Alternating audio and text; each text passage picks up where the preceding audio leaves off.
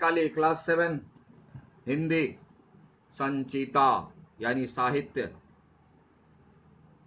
हम लोग देख रहे थे माता को पत्र लेसन नंबर 6, जिसमें नेताजी ने बहुत बड़ी बड़ी बात कही और इतनी बड़ी बात इतनी बड़ी बात इतनी बड़ी बात कि अच्छे अच्छे बड़े लोगों को भी समझ में नहीं आती, और समझ में आती भी है तो ओवरफ्लो के नीचे गिर जाती है। कम से कम आप इन बात को रखेंगे अपने दिमाग में, दिल में सहेज कर, फाइल सेव कर लेंगे। और जिनकी अंतिम पंक्ति थी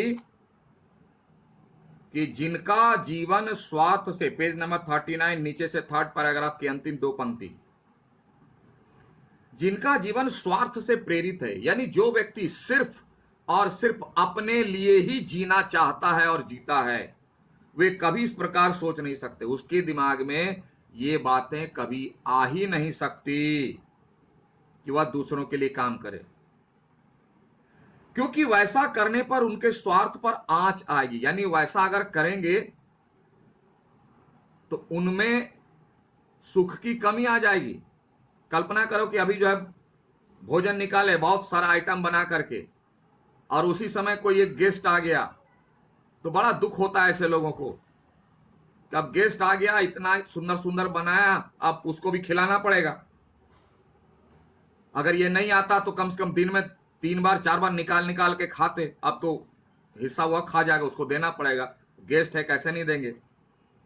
तो भीतर ही भीतर दुखी होता है। पूछोगे तो नहीं बोलेगा, जो खाइएगा बोले ना ना अभी खा के आए, नहीं खाएंगे। तो ऐसे लोग ऐसे होते हैं, दूसरों की मदद करना ही नहीं चाहते। हाँ, मुंह से दिखाएंगे कि मैं मदद करना चाहता हूं, लेकिन करने के बारे में भीतर से दुखी होते हैं। तो ऐसे लोगों के दिमाग में कभी भी भलाई की बात नहीं आ सकती। वही कह रहे हैं, स्वार्थ पर आंच आएगी मतलब उनके स्वार्थ में कमी आ जाएगी। लेकिन एक मां का जीवन स्वार्थ रही होता है। मां जो होती है वह सेल्फिशनेस क्या होता है उसको मालूम ही नहीं। शी डजंट नो, नहीं जानती है वह कि सेल्फिशनेस क्या होता है। हम लोगों को तो एकदम इसमें पीएचडी, डीलिट, एमफिल सब किए हुए। इसीलिए नेताजी कहते हैं कि मां को तो यह शब्द ही नहीं मालूम है, लेकिन अगर, नेक्स्ट पैराग्राफ, अगर कोई मां अपने बच्चे से कहे, लेकिन अगर कोई मां अपने बच्चे से कहे कि तुम अपने आप से संतुष्ट रहो, यानी तुम अपना देखो, दूसरों को देखने की जरूरत नहीं है, तो इस पर कोई क्या कह सकता है। यानी इसका कोई जवाब नहीं है, क्योंकि मां तो ऐसा हो ही नहीं सकती। लेकिन अगर हो जाती है कि मां अपने बच्चों को शिक्षा दे कि तुम सिर्फ अपने बारे में सोचना, अपना ख्याल रखना, दुनिया कहीं चले जाए उससे तुमको कोई लेना देना नहीं है, तब क्या कहा जा सकता है। यह तो वही बात हुई कि रक्षा करने के लिए किसी को दिया जाए, वही भक्षण करने लगे, तो क्या कह सकते हैं। तब इसका तो कोई जवाब है नहीं, क्योंकि सबसे ऊपर मां। अब मां ही ऐसा करे, ऐसी सोचे, ऐसे बच्चों को सिखाए, तो फिर इस दुनिया को कौन बचाए। वही कह रहे हैं।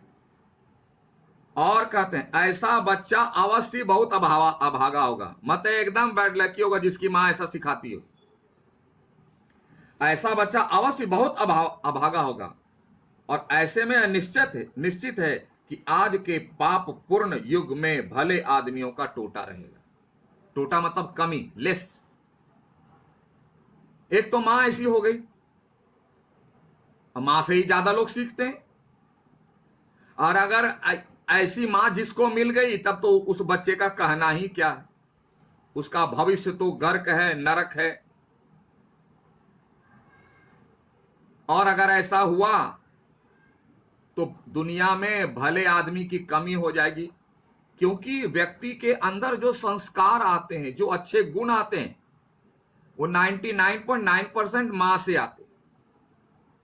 इसलिए नेताजी ने कहा कि अगर मां ही ऐसी हो जाए, मां ही अपने बच्चे को सिखाए स्वार्थी बनना, तब तो फिर दुनिया गई।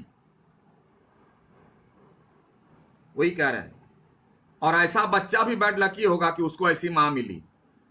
ऐसा बच्चा अवश्य बहुत अभागा होगा, और ऐसे में यह निश्चित है, अगर ऐसा हुआ तो एकदम कन्फर्म है कि आज के पाप पूर्ण युग में, यानी आज जितना पाप भर गया है दुनिया में, भले आदमियों का टोटा होगा, यानी अच्छे आदमी बहुत लेस, बहुत कम रह जाएंगे, उंगली पर गिनने वाले।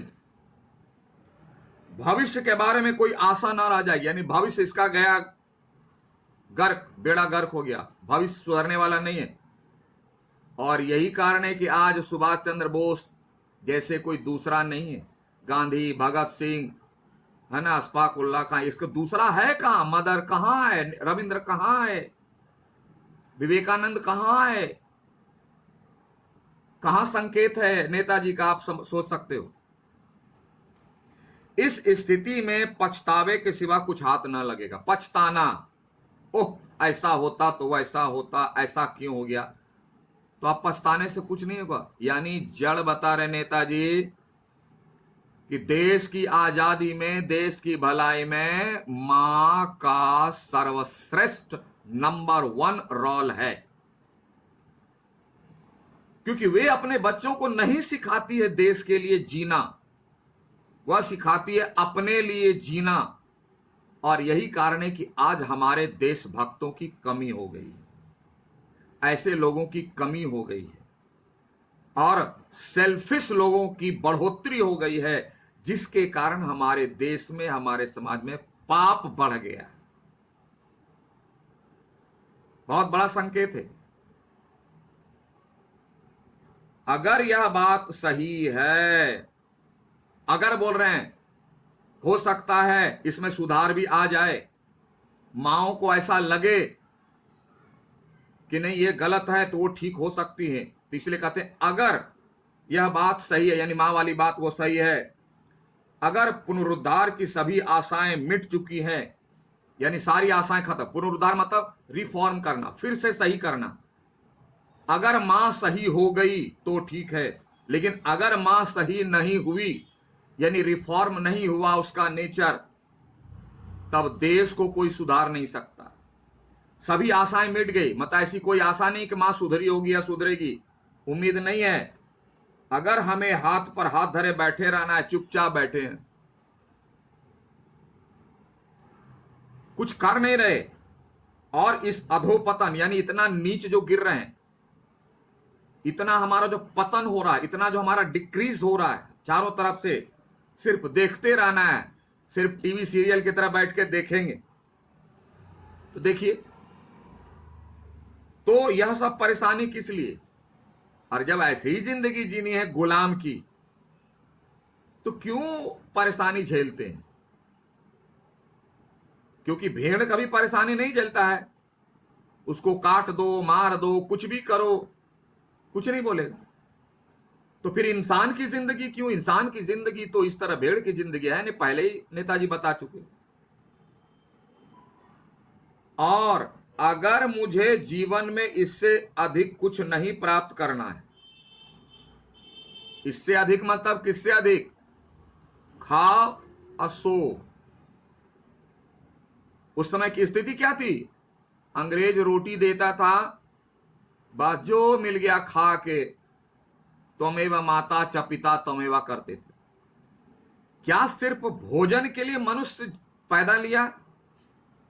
और अगर सिर्फ भोजन मिल जाए यही काफी है, तो इससे बढ़िया जिंदा रहना ही नहीं चाहिए। जो कितनी बड़ी बात कहते हैं, तो मैं जीवित ही क्यों रहूं, जिंदा ही क्यों रहूं, सिर्फ खाने के लिए? खाने के लिए तो हम लोगों से बेहतर एक जानवर खाता है।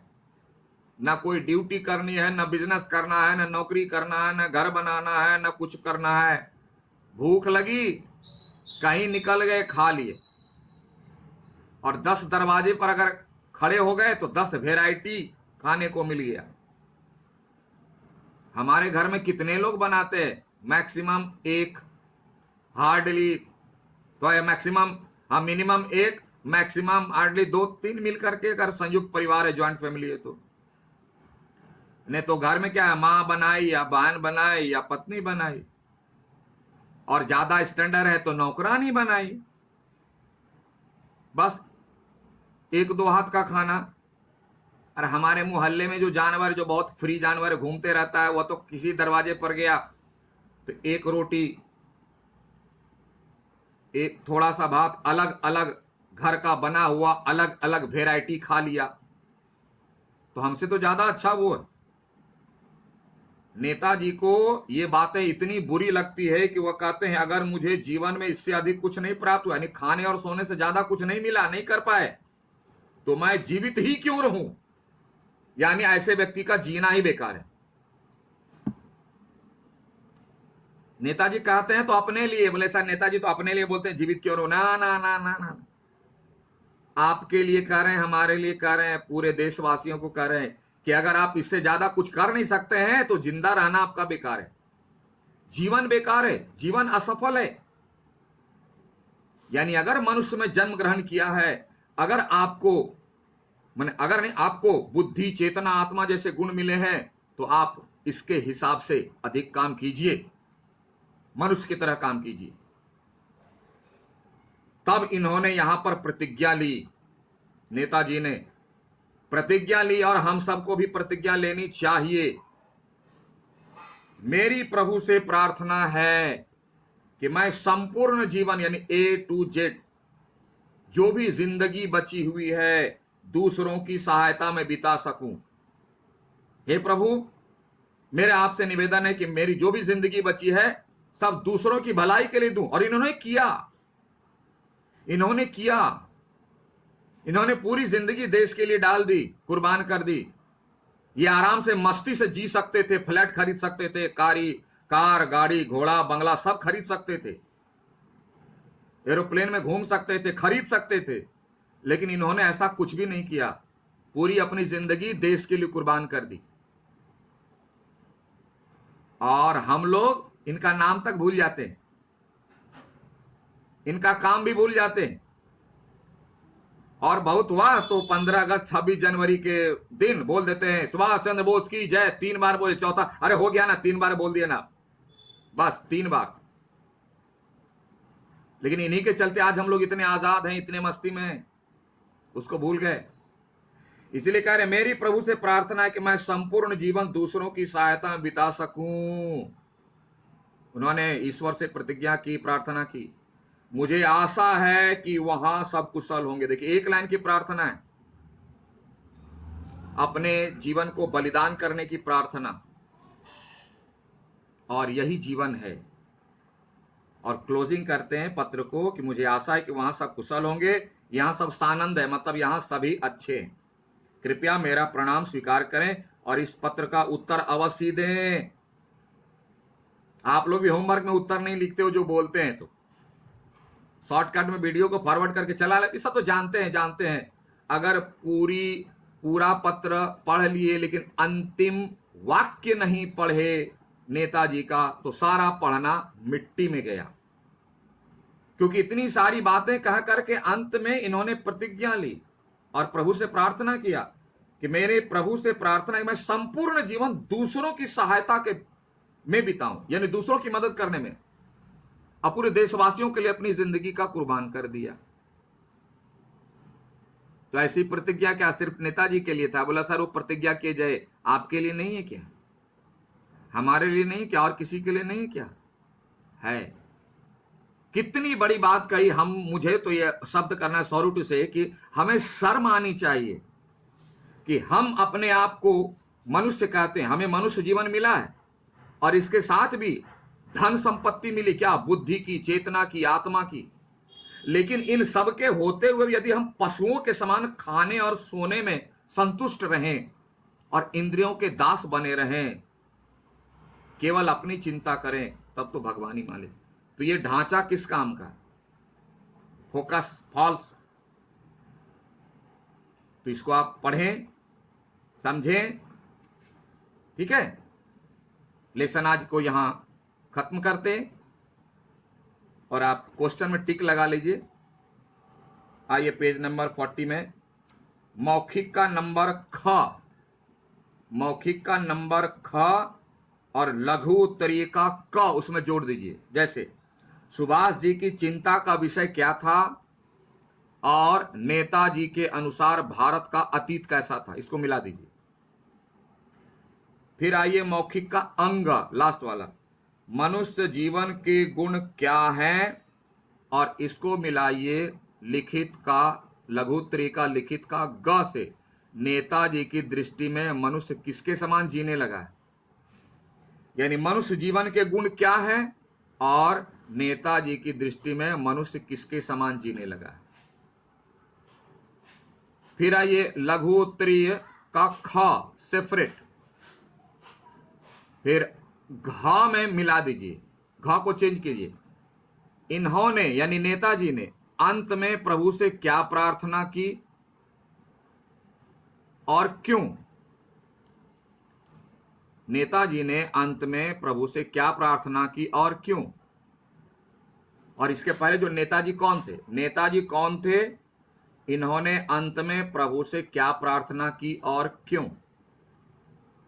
और आशय स्पष्ट कीजिएगा, दोनों, ये दोनों कर लीजिए। आशय मतलब इसके भीतर का हाइड मीनिंग क्या है, उसको स्पष्ट करना है, ठीक है। और इधर होमवर्क भी आप देख लेंगे। Okay, thank you, have a nice day.